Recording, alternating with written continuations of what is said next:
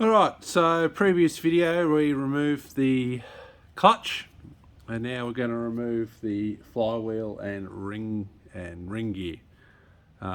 So once you remove the clutch plate, it'll expose 6 bolts holding the flywheel on with locking tabs.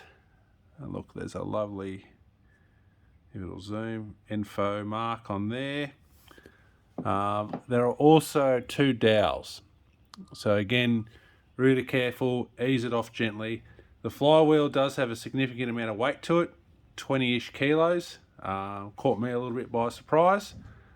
So make sure you're ready for it.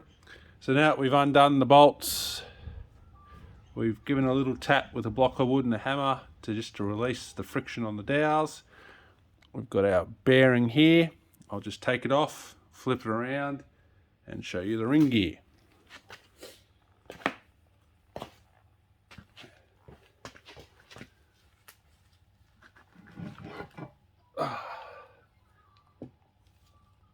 Two dowel points, and turn it around, and there is our ring gear.